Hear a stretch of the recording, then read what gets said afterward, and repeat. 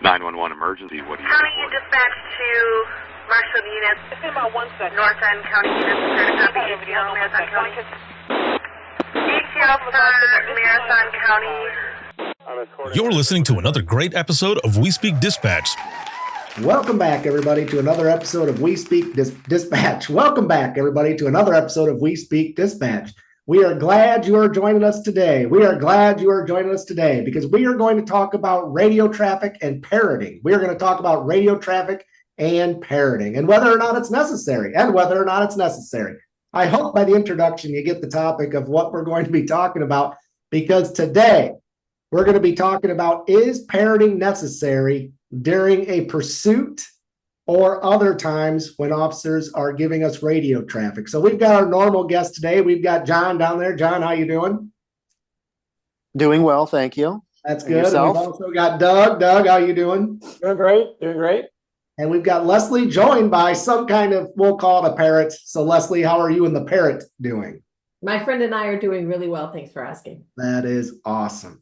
So we got to talking about radio pursuits, and Doug made the comment, I probably do it differently than all of you. And I said, maybe not. Let's do this. Let's talk about it. So Doug, what is it that you repeated or did not repeat during radio pursuits on when you were working the council? You got to understand our radio system. Our radio system was built for long distances because we did the state. So there are areas like out in Barstow where you've got 150 miles with the next unit sitting out there. So they don't hear each other at all.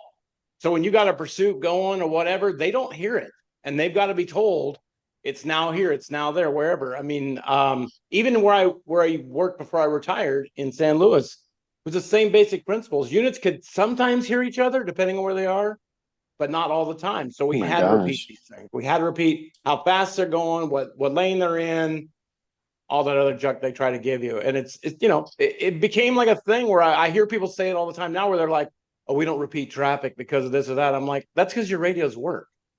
we had radios at the low band, 4,200 megahertz, that was built for distance, not for everybody can hear it. And we had some true simulcast areas, like where I worked, where Leslie lives, or worked out there. That was true simulcast. Everybody heard everybody, but that was very expensive to put in. So. Yeah. And John, you come from a really large agency. So what did you guys do? Did you guys parrot? Did you guys not parrot? What did you guys do? It was a mixture. A lot of it was up to the dispatcher controlling the pursuit. I think sometimes dispatchers get in the habit of parroting too much, which then takes over the radio. However, our system was built that even if the dispatcher was talking, and this is an 800 megahertz trunked radio system, even if the dispatcher was talking, an officer could still key up and get through, and we would hear it in the headset. So even if a dispatcher was talking, we could hear it. I cannot remember if other officers could hear that officer keying up, though. I was not a proponent of parroting myself when on the radio. I wanted to keep the radio clear unless it was like a description, but it was given like quick so that I could release the radio for the other officers involved. Yeah. Leslie, what about you? What did your agency do? So very similar to John, we had an encrypted, so P25 800 megahertz system, and very much like John was talking about, if I was broadcasting over the radio and an officer keyed up and talked, I would hear it in my ear to know to get off the radio. So of course, if there was a pursuit or some other hot incident, we would clear the air. So only those units that were involved in that particular incident were supposed to be on the radio. So that cut down some, but not probably to the degree of Doug, because our officers could hear each other, which I want to go back to because that is so unique. But if it was something that was critical to the event itself, so if it was a direction of travel or suspect description, or they dumped a weapon or something like that, we would parrot that back out. But Sure. For the most part, it really was keep the air clear. I mean, we're typing like mad people, trying to get all the information in. But for the most part, it was stay off the air as much as you could. Yeah, and I wanted to go back to what Doug said. You were repeating pretty much everything, direction of travel, all that. One thing we never said or repeated back, and officers at that time that I was working, it was discouraged to say, is speed. Do not give your speed over the radio. We could say everything else, And sometimes people were going, now the state police, like your jurisdiction, Doug, they'll tell you anything you don't want to hear, right? But including speed. But if we knew what their speed was and it were in our jurisdiction, we wouldn't say.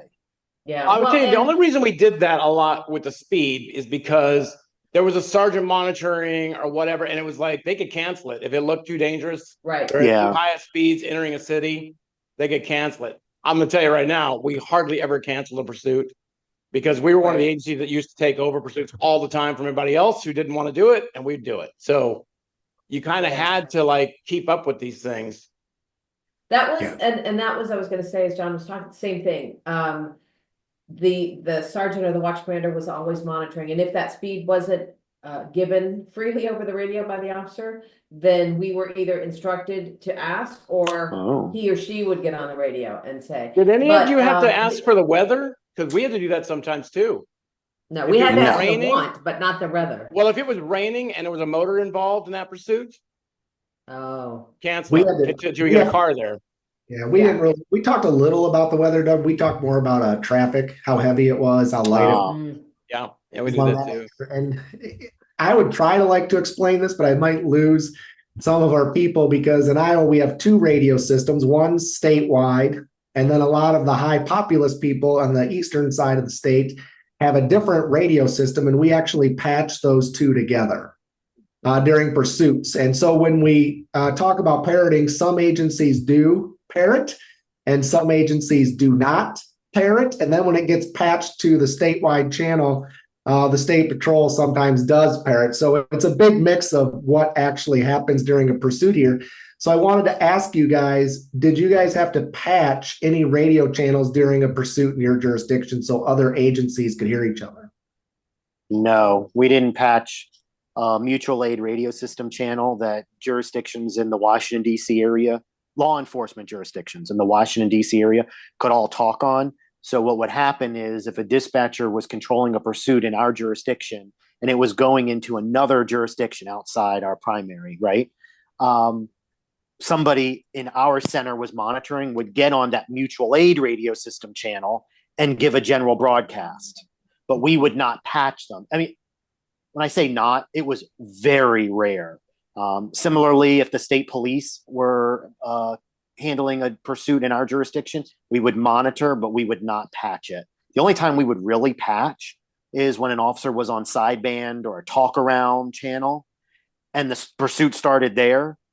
I mean, it irked me to hear dispatchers say, switch to main channel, switch to main channel.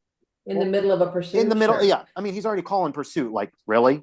So granted, it's another action the dispatcher has to take of going to the radio monitor, clicking patch, some multi-select, then doing their thing. But it's one less action the officer whose adrenaline is at 9,000 has to take. Right. Yeah, we had to patch.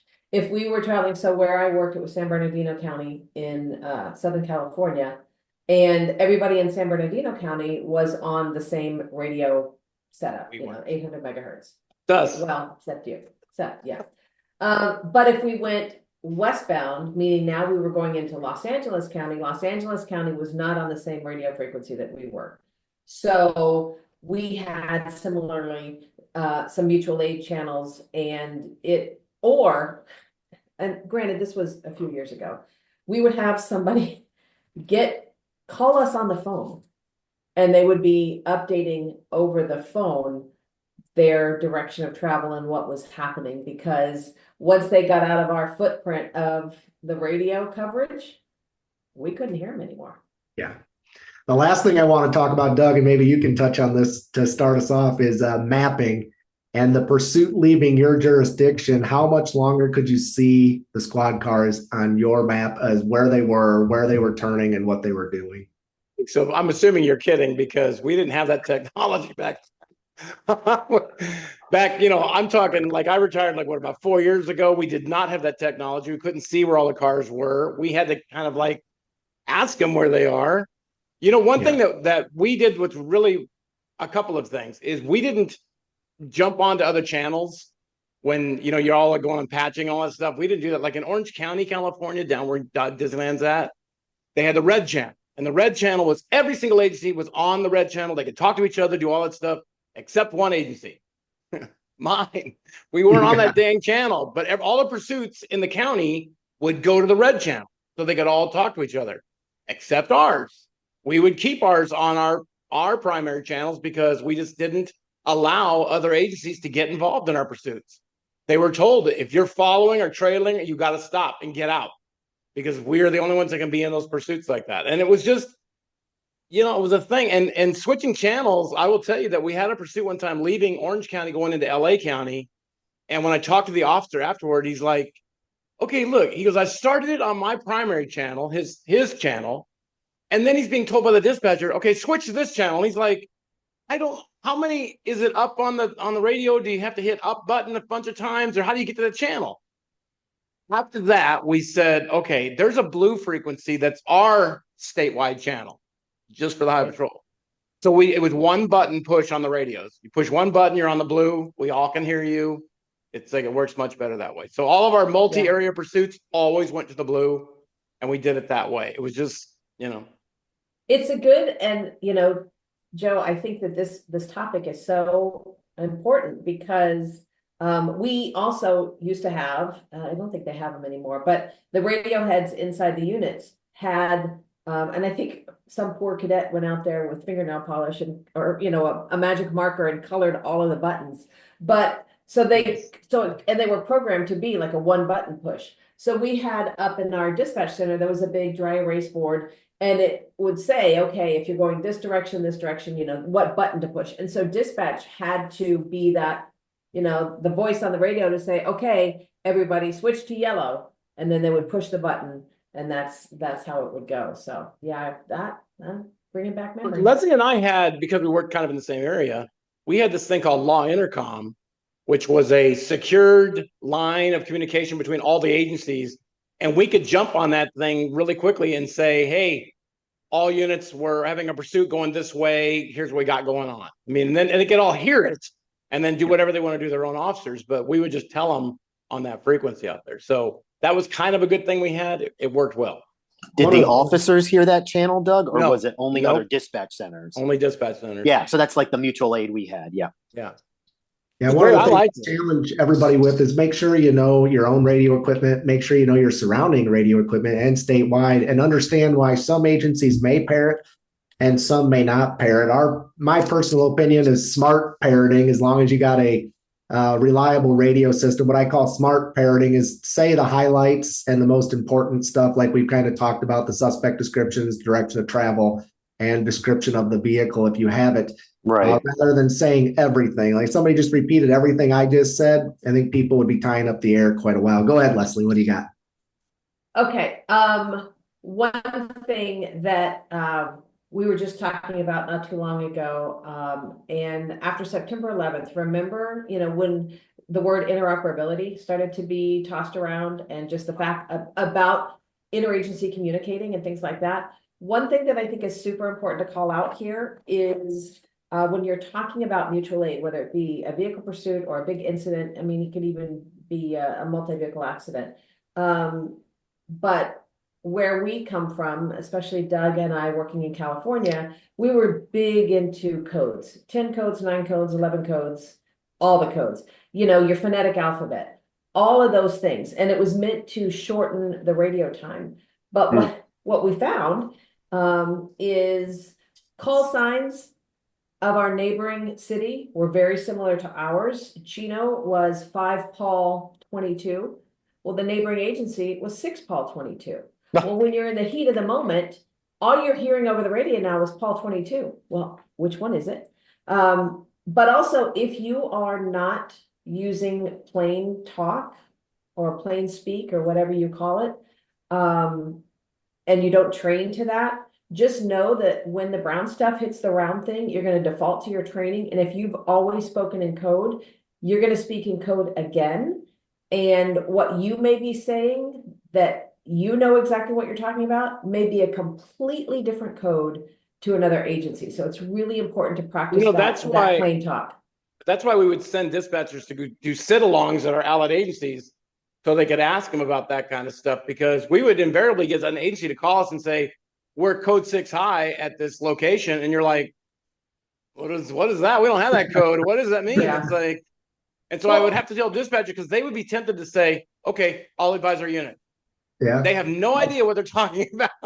Right. As you can tell, this radio pursuit and traffic pursuit topic could go on for part 1, part 2, and part 3, but we are out of time. So Doug, why don't you tell people how to be a guest and give their opinion on how their agency does pursuits? If you want to be a guest, and you probably should want to be a guest, if you want to be a guest with us and give your talk about what goes on at your agency, which is probably pretty interesting because we all have such interesting things right there.